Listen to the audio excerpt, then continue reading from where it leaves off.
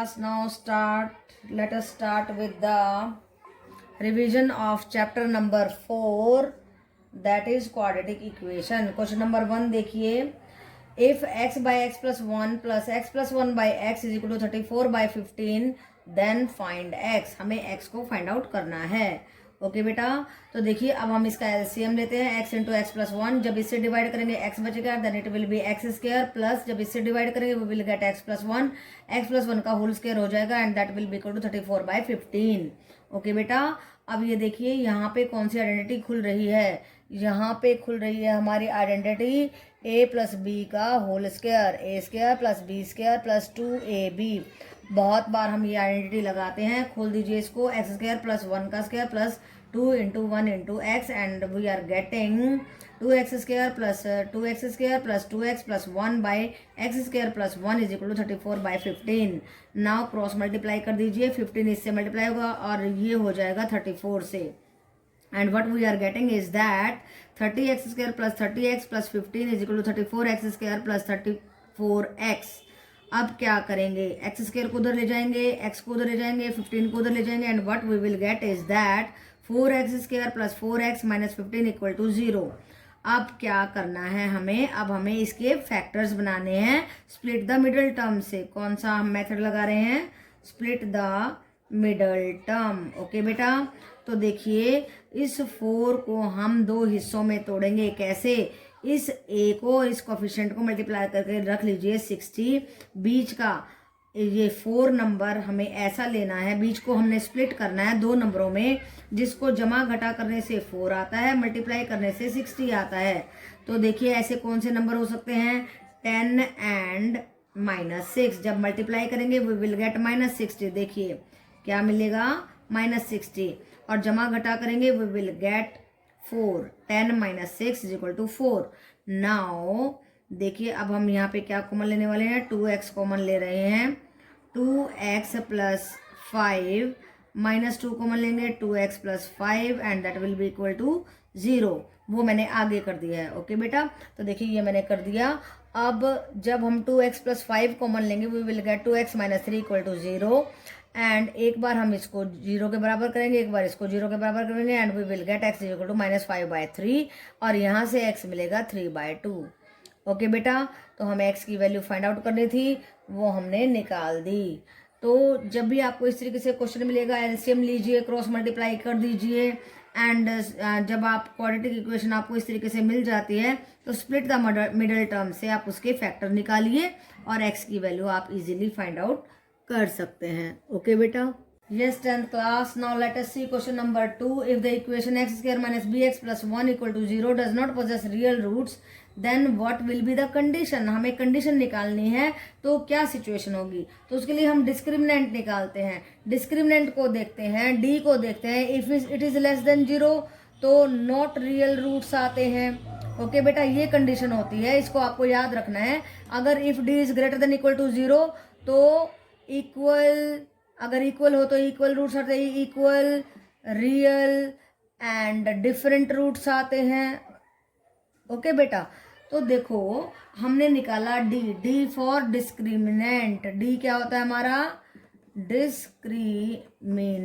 Okay बेटा, तो हम वो निकालेंगे बी स्क्वायर माइनस 4ac. अब आप सोचोगे बी ए सी क्या है, तो ये हमने स्टडी किया था ना, ये ऐसे हमारी जनरल इक्वेशन होती है ax square plus b x plus c. तो एक्स स्क्वायर का कोफिशिएंट a और x का b और कांस्टेंट टर्म होती है c, ये होती है हमारी क्वाड्रेटिक इक्वेशन. तो यहाँ पे a हो गया 1, b हो गया -b, c हो गया 1. अब यहाँ पे वैल्यू रख दीजिए, b की जगह पे रखा हमने -b होल स्क्वायर -4, a आ गया 1, c आ गया 1. So what we are getting is that b square -4 is less than 0, b square is less than 4, b is less than +-2. और b कहाँ पे लाई करता है, -2 और 2 के बीच में. b कहाँ पे लाई करता है, तो कंडीशन क्या आई हमारी, if this quadratic equation is not possessing the real roots then what condition should be there.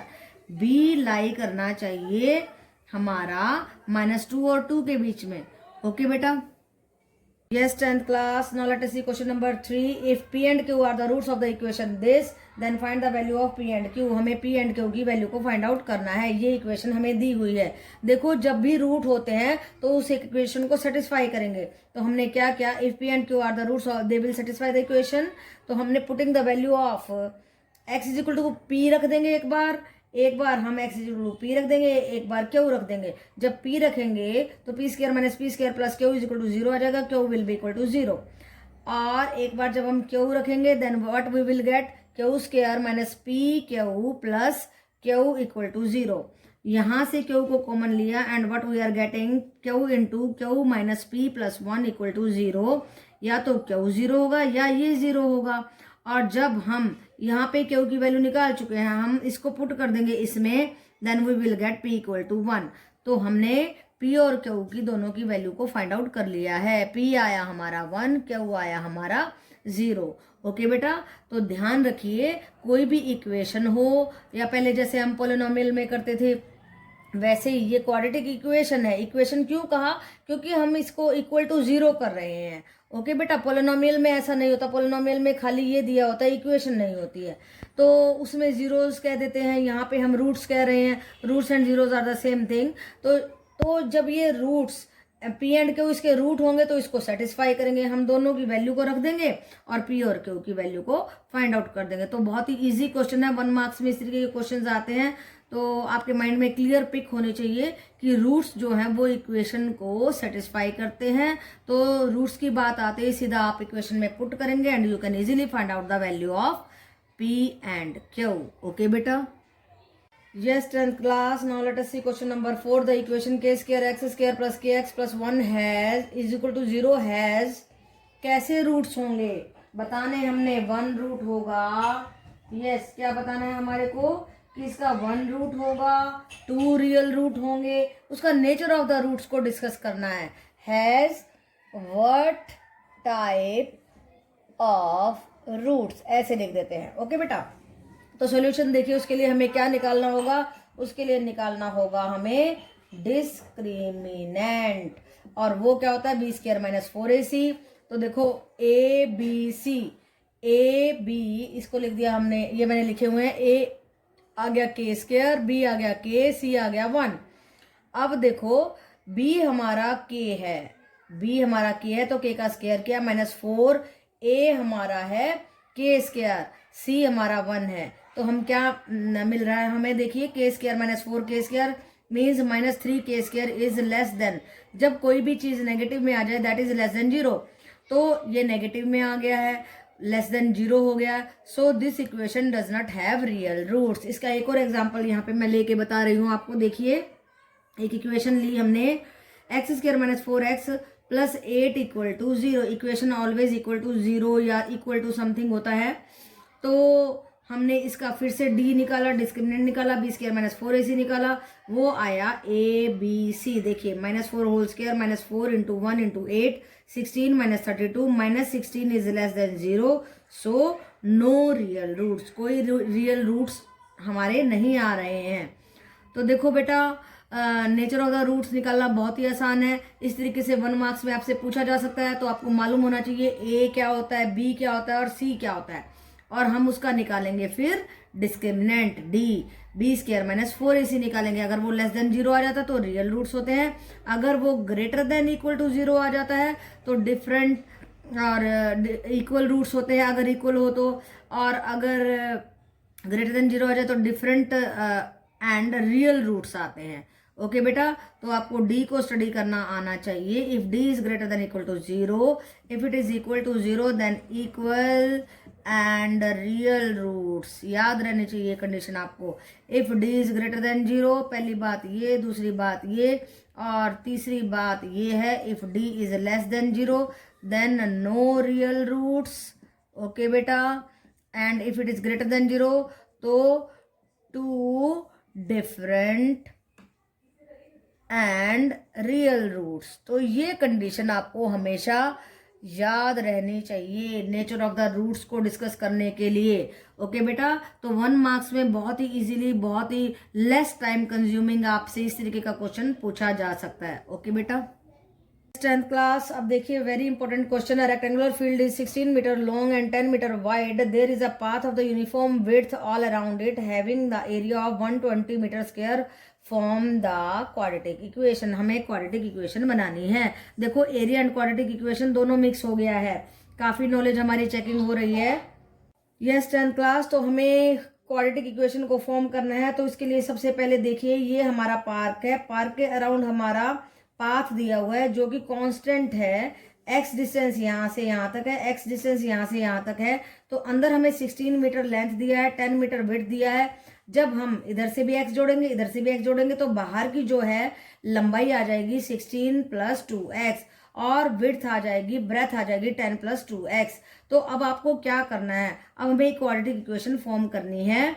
तो उसके लिए देखिए हम length of the field including the path को इंक्लूड करते हुए हम लेंथ ले रहे हैं। तो 16 + 2x आई। कैसे आई? 16 + x + x। And breadth of the field including the path आया 10 + x + x, 10 + 2x। अब देखिए पार्क की क्या दी हुई थी, लेंथ एंड ब्रेथ 10 और 10, 16 एंड 10 दी थी। एरिया आ जाएगा 160।